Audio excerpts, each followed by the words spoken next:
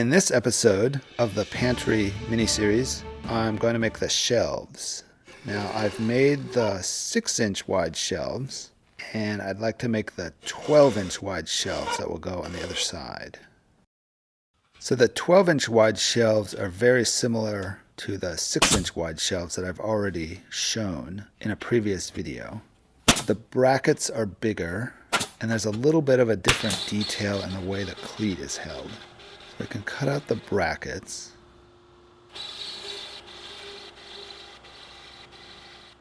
And I can start making the shelves. And I also cut a dado in the back corner of these shelves. And I can cut them to width. And these will also be 32 inches. So I'll get 3 per 8 feet.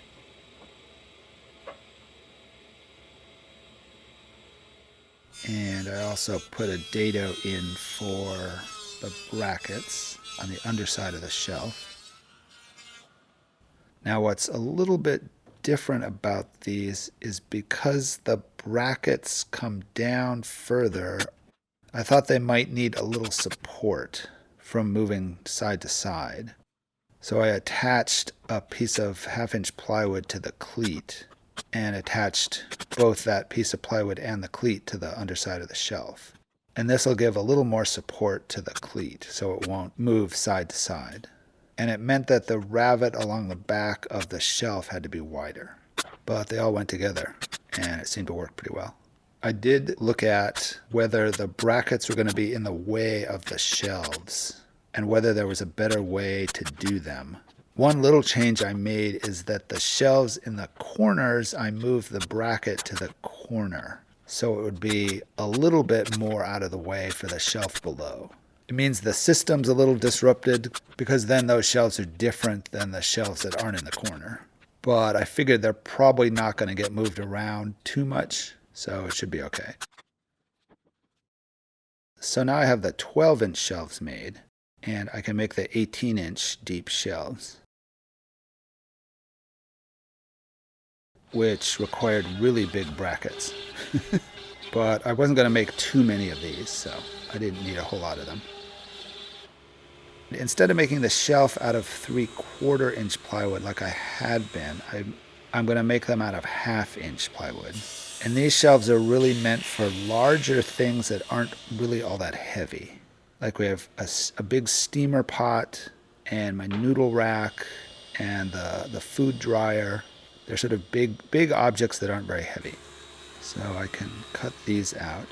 Now these are going along the back wall, and the distance between the 6-inch shelves and the 12-inch shelves is a little more than 36 inches. So I'm going to make these 36 inches. Now I decided after putting one of the shelves together that 18 inches was really deep. And then maybe what I do is make 2 at 18 and 2 at 16. So I cut down 4 of the brackets. And I remade that little detail at the end with the disc sander. Because really the only difference is the width of the shelf and the length of the bracket. And I can put those shelves together. Now this is different again, just slightly, from the 12-inch shelves, in that I didn't cut a dado and a ravet on the bottom of the shelf because it was only 1/2-inch material. And I just attached the things that go on the underside of the shelf right to the underside of the shelf. So it was a little more aligning and drawing out where I wanted things to go because the pieces didn't just fall into the slots that were cut. But it went just fine. Now I decided, once I had some of the shelves up in the pantry, that it would look a lot better, and especially for the narrower shelves, it'd be really nice to have a little edge or a little lip on the front of the shelf. So I trued up the front face of all the shelves, and I started by pushing them through with the push stick, but I was getting a lot of tear out on the back side of the cleats. So I made a little block that acted like a zero clearance throat plate on a table saw, and it would hold the back side of the plywood on the cleat together, and it worked really well. It was basically just a block of wood. And then I cut the strips for the front trim on the shelves. and I just cut them out of a piece of maple. And I can cut those to length, and as long as I'm careful, I can do them all at once. And just a little glue and some pin nails to hold those on.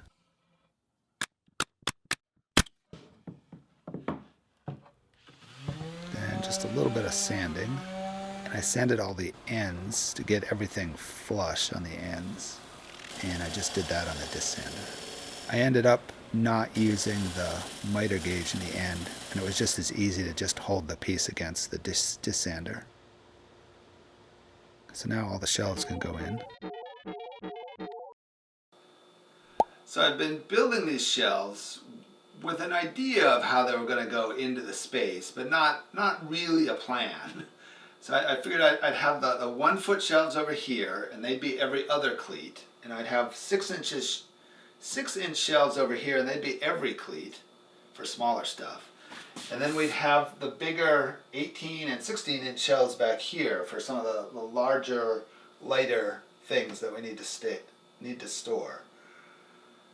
And then one last thing that I want to do is make shelves for my canned things, mostly the tomato sauce. Now I just happened, this was totally by chance, I made these they're about 1/8 of an inch too short to put the cans on each shelf and have them work out. So I'd like to build, so I think it'll still work, I'd like to build a system where the jars can sit on the shelf, and then the shelf above will hold the jar in place. So the shelves will kind of become a system with the jars to hold the jars so they won't fall out for any reason. I'm going to make 6-inch wide shelves for the jars. So they'll be very similar to the 6-inch shelves that I've already made. But I will carve round holes into them to hold the jars. This was a test cut, and they're a little too small. So for my final cuts, I made them a little bit bigger. One of those holes is the bottom, and then one is the top. So I cut the shelves. And I made a jig for the table on the CNC machine so I could lay in the top and bottom shelf and do each one at the same time. Now, CNC router parts provided me with a new nail gun that shoots plastic nails. So I can hold plywood down to the table really easily with this. And it seems to work really well. Now, what's a little bit tricky about this is that I have to cut the circles on the top of the bottom shelf and the bottom of the top shelf. And I have to keep that straight for each shelf.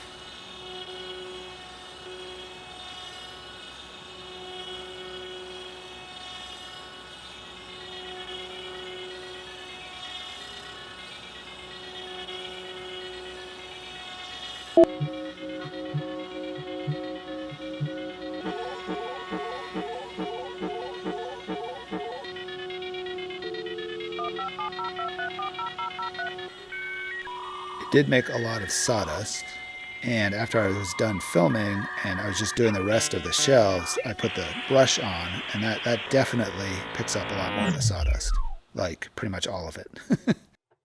So what's a little bit tricky with the nail gun is it's a little harder to get the pieces up once you're done. I've been using a chisel and a hammer. That seems to work.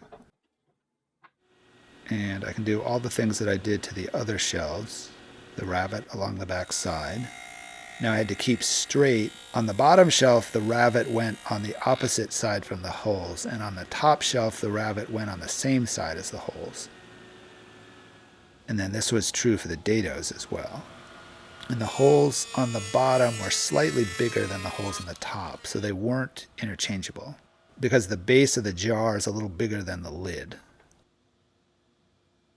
So then I can put these together, and it's the same drill.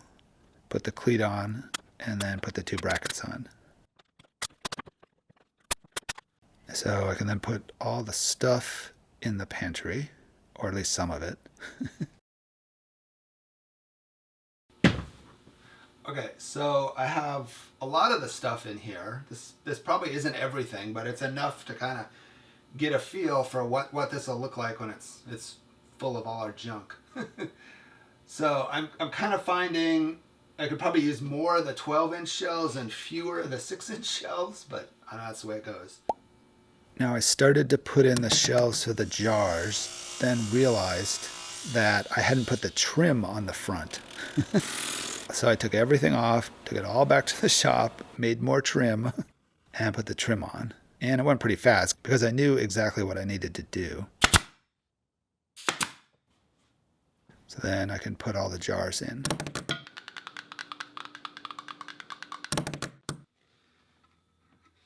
And you can see how the upper shelf locks the jar in place. Now there's short enough sections where I don't think it's going to be such a big deal to take the upper shelf off to get at the jars. And this is what the pantry looks like at the moment. I still want to make a coffee shelf and a school lunch shelf. And we'll be pretty close to full.